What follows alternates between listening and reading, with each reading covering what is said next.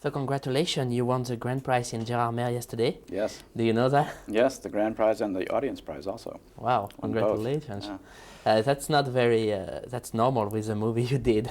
It's kind of, after Freddy 7, it's coming and it's another movie who asks questions about the genre. Do you think it's impossible now to make a pure genre movie without taking some step back and thinking about the genre?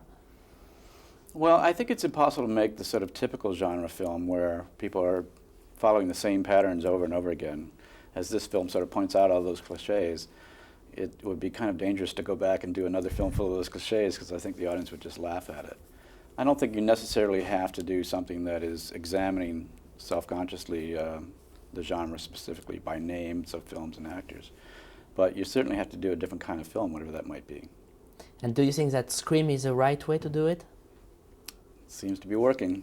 You know, I think there's a great sort of reaction from the audience of this is what they were waiting for. I've had a lot of people tell me, first they haven't seen a really scary film in 8 years or 10 years or whatever, and also they've just never quite seen a film that has this way of taking a step outside the genre and looking at it, and without making really fun of it, it's still you get to laugh at it and with it, and you know, so there's a wicked humor to the film and a lot of real genuine scares too, and it's a great combination.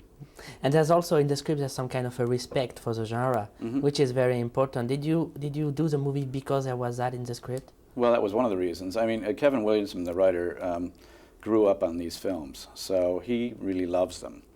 And I like that, that he wasn't setting out to make fun of them or cast aspersions on them, although he has fun kind of ribbing, as we say in America, you know, sort of, you know, getting the names wrong in some cases, and in some cases the names of parents were the names from people in Halloween or Terror Train. So there's all sorts of funny sort of references in there for the insiders.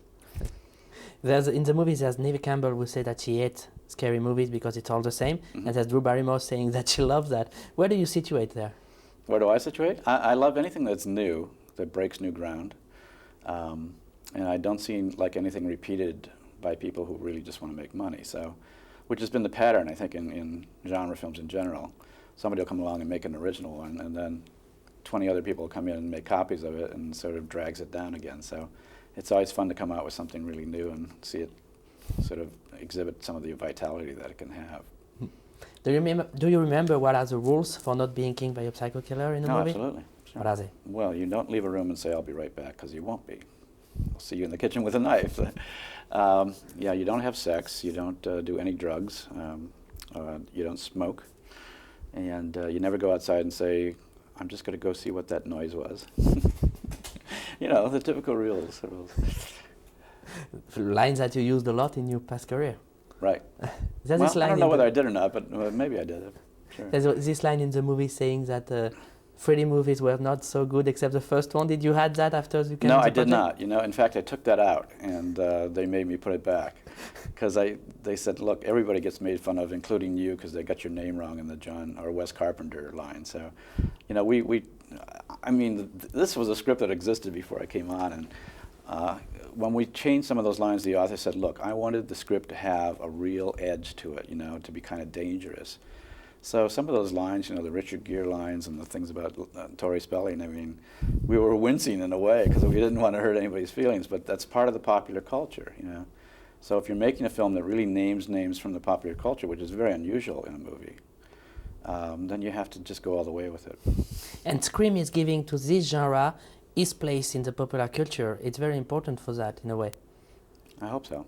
I think it's the genre films are a very important part of popular culture. You know, the good ones are very unusual and unique pieces. Have you ever imagined that this movie could do so great? I mean, No. 70 million now, something like that? I have a wonderful imagination, but I never imagined it would do this. In fact, my partner, Marianne Madalena, who produced the film, and myself said, if it does 25, we'll really be happy. If it does 30, we'll retire. And now it's crossed, I think, 70, heading for 80. So it's just gone beyond all of our wildest expectations. How do you explain that? I think it's very smart, it's different, and it has a lot of very positive things. It's funny, it's scary, it's beautiful, it has terrific performances, it has great music, the cast is just extraordinary. And I think it's maybe me at my best, too. I think it's one of the best things I've ever done. Just felt really at home with material, really liked the material, and liked all the actors and everybody else, too. So we all were kind of going on all 8 cylinders, as we say here. It's very strange because I think in this genre there's only 2 or 3 good movies. Maybe Halloween, maybe the first Freddy, in a way. And this one, this is very peculiar because it's kind of the. Do you think that this is the end of the genre? No, I don't think so. I think it's a good shot in the arm for the genre, or hatchet in the head, whichever. But you know, I think the genre sort of renews itself every 5 or 10 years, and this looks like it's one of those pictures. So it'll bring, in one way, it legitimatizes it enough that young filmmakers come in and won't be afraid to make a genre film if it's good. Because, you know, certainly there is that aspect to humanity, the sort of darker side. So long as they explore new material and new depths, then it's fine. So you really think this is a kind of revival of psycho killer movies? Well, you know, I mean, I don't want to give away who the killer is in this film, but as you know, it's not really the typical psycho killer when you find out who it is. So, you know, that's something very different, what this film is saying. What was the movie that has the much more impact as a viewer when you were watching movies, when you're a moviegoer? In genre films? Yeah, in all kind of movies. Well, in genre films, I would say the Texas Chainsaw Massacre and The Exorcist and films like that, which I really thought were unique. But overall, I think when I first really started watching films, it was the European New Wave filmmakers. So it was Buñuel and Fellini and Chabrol and Cocteau and all of those guys that were making such poetic, dreamlike films, and that were just completely different than anything I had seen before. Just one more little thing. I read that you are going to make another kind of movie, which is not at all an horror movie. Is that true? And is it the success of Scream that permits that? Yes, no, yes, maybe. Yeah, it was the success of Scream. I have a 2-picture deal now with Miramax.